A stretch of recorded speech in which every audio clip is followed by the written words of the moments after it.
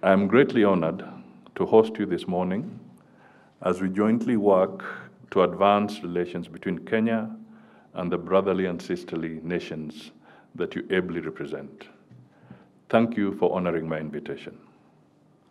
On behalf of the government, the people of the Republic of Kenya, and on my own behalf, I take this opportunity to assure you of my unwavering commitment to work closely with each and every one of you as we build a more interconnected and prosperous Africa. And ladies and gentlemen, I specifically told the President I was coming here to have this gathering with you, and he conveys his best wishes to all of you. As you are aware, Kenya and fellow African countries enjoy long-standing fraternal relations founded on historical linkages, special bonds of friendships, shared values, and common aspirations for socio-economic prosperity. These ties have continued to strengthen over the years through enhanced economic, cultural, education, and diplomatic changes. Over the last 1 year of the government of Kenya, we have facilitated 25 outbound and 39 inbound official visits at head of state level within Africa. The ministry concluded 48 memoranda of understanding with African countries, and they are at various stages of implementation. Evidently, Africa forms the core of Kenya's foreign policy. Our people strongly believe in mutual coexistence, which is best advanced and enhanced through the warm relations cultivated across our continent. We hope that this year, 2024, we shall see even more engagements to build more on our similarities and common strengths. I therefore call upon each one of you to support me, to support the government of Kenya in this endeavor. Our borders should be the starting point of our collective socio-economic development and not edges of self-defense. It is in this context that His Excellency President Ruto announced on 12th December 2023 the removal of visa requirements to all countries effective from 1st January 2024. This announcement underscores Kenya's commitment to working with other African countries to improve trade and build a stronger and more united continent. The removal of visa requirements reaffirms the government of Kenya's commitment to fostering a robust, creative, and engaging foreign policy to amplify partnership with African countries in particular and the rest of the world. We are aware that the implementation of the visa-free regime has its teething challenges, but I want to assure you, Your Excellencies, that we are aware of these concerns, which we continue to address, and we shall soon have a flawless regime. I am also aware that the African diplomatic missions and the entire diplomatic corps in Nairobi are facing a number of challenges on their privileges and immunities. I am happy to note that we will soon organize a briefing session for the diplomatic corps to address some of those concerns. Your Excellencies, trade and investment remains one of the strongest pillars of our bilateral relations anchored within the African Union mechanisms and framework, including the free movement of persons, protocol, and the Africa Continental Free Trade Area. The African continent remains a priority trading platform for us all, as demonstrated by the AfCFTA, with 98% of our countries having already ratified and are on course to implement. Kenya, one of the pilot countries in the implementation of the AfCFTA, exported its first goods of locally made car batteries and tea to Ghana in October 2022. We recognize the need to collaborate in mapping beneficial strands in the economic and trade engagements between our countries towards the full realization of the Africa Continental Free Trade Area as the apex of regional integration. This is guided by the belief that it is possible to foster increased volumes of trade among African countries by jointly working to eliminate barriers emanating from closed borders, strict visa requirements, and closed airspace to facilitate the free movement of persons and goods to elevate our trade and economic growth. Your Excellencies, I am happy to note that under the framework of the African Union, Kenya was honored to host, on behalf of the African Union, the 5th mid-year coordination meeting, that is in July 2023, and the inaugural Africa Climate Summit in September 2023. I wish to extend my appreciation to each and every one of you for the support you accorded us that made the two conferences successful and with good outcomes for our region. Climate change threatens the lives and livelihoods of over 100 million people in extreme poverty in our continent. Global warming has contributed immensely to the reduction of water, reduction in water essential for agricultural production, causing food insecurity, poverty, and population displacement. In Kenya alone, more than 3 million people live with food insecurity, and many have been displaced. Climate change is a global problem requiring global solutions, but Africa is enduring the most of this crisis. The inaugural Africa Climate Summit of 2023 held in Nairobi served as a basis for Africa's common position in the global climate change process to COP28 and beyond.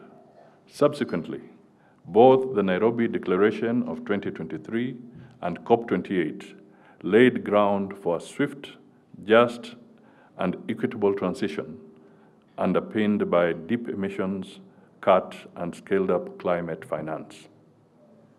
It is high time that we as Africa take bold steps and take lead in actions that are geared to mitigating rising impact of climate change by taking personal initiatives to plant trees and increase tree cover, purposefully push for sufficient allocation of our national budgets to the kitty for management and prevention of disasters that arise from climate change.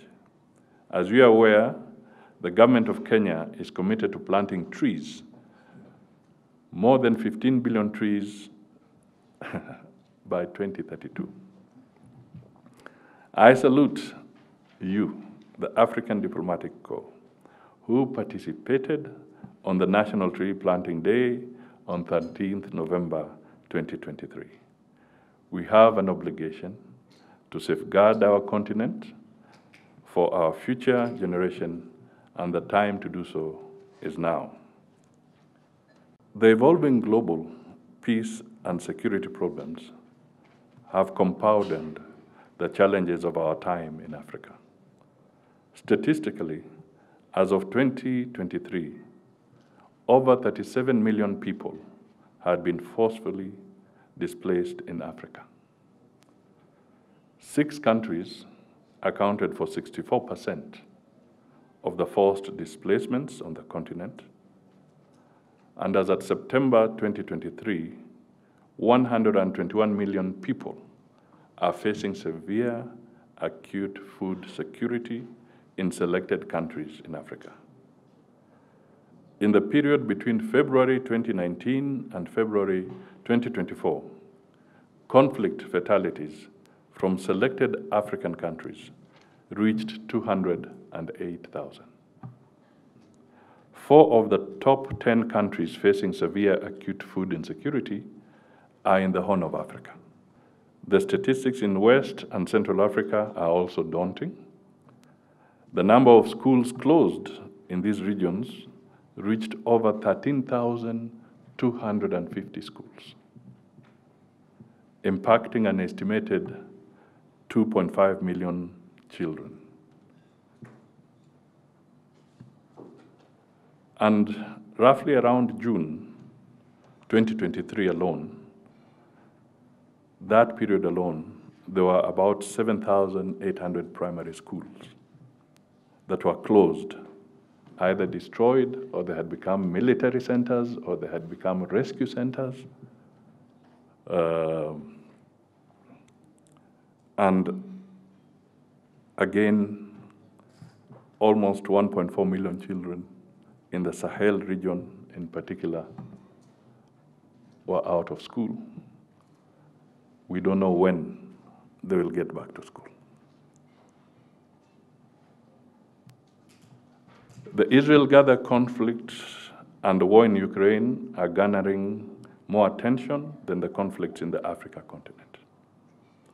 While the peace and security situation in our continent is of great concern as well. We have conflicts in the Horn, Great Lakes, Sahel, and the West African regions. These conflicts have affected millions of people, including children, women, and the elderly. And according to statistics, over 15 African countries have been in conflict in the recent past, and this has resulted in the displacement of over 40 million people.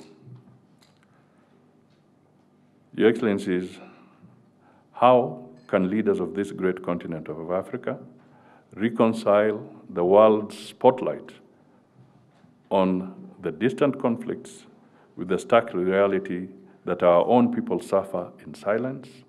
Their plight is relegated to the periphery of global consciousness. The challenges that face us are not merely of conflict resolution, but of moral imperative. The adverse impact of these insecurities cannot go unnoticed. We should all commit to promoting a shared vision for peace and security for holistic and sustainable development of our continent. There's an urgent need for our continent to strike a balance between global solidarity and the dire need to prioritize continental cooperation towards peace, security, and development in Africa. Therefore, although acknowledging the interconnectedness of conflicts and crises globally and regionally, I also implore all of us to note that in the shadow of global conflicts, let us not forget the silent suffering of our own people in Africa. Solidarity and unity will guarantee peace and security for the much-needed trade and economic development of the continent. Your Excellencies, as you are aware, the position of the Chair of the African Union Commission will take place, the election will take place in February 2025. This is an opportunity for the Eastern Africa region. Kenya has an interest, given her pivotal role in enhancing and sustaining the Pan-African agenda. Stakeholder engagement processes across governments is ongoing, and the formal process will follow. You may also be aware that Kenya took over the leadership of the African Union Champion for Institutional Reforms from Kagame. We hope to work with all as we try to achieve Agenda 2063. And in this respect, we will be humbly coming to you soon to seek your support and the support of your countries. As you know, His Excellency President Ruto is championing the World Bank International Development Association IDA 21 replenishment with the key proposed reforms. Kenya will host, in the month of April 2024, the IDA 21 meeting that promises to be a pivotal platform of transformative discussions on a global scale, including building innovative global financing approaches and architecture. This is an opportunity for us to speak with one voice and galvanize support. As you all know, the IDA 21 is the concessionary window of the World Bank. This initiative has been held in Dakar before. It has held in Abidjan before. And the biggest recipient of IDA funds are actually in Africa from the World Bank. So we need to galvanize so that international resource mobilization can succeed, so that countries that require these resources most for critical interventions in their respective domains can be raised for us to be able to move forward. In the same vein, let me also again remind you that we shall also be hosting on behalf of the AU the Africa Fertilizer Summit in Nairobi. This again, we require your support, your intervention. We'd be happy to have the best of your minds and expertise coming from your countries to help us in this particular area, because production and the issue of food insecurity that we have just talked about, the proper utilization of fertilizer is going to be very critical. Once again, I appeal to you to support us and to support Africa on this particular cause. Your Excellencies, by facilitating contact and dialogue between our people, you all play a bridging role between your sending state and receiving state. You might think of yourselves not only as a diplomat accredited to this country, but also as a diplomat representing Kenya, in the sense that your job is to forge a stronger friendship between Kenya and your respective countries. I have confidence that you will continue to be tireless in your efforts. We as a ministry are ready to support you always. Ladies and gentlemen, thank you once again for attending this meeting. Asanteni sana, merci beaucoup, shukran jazilan, and thank you.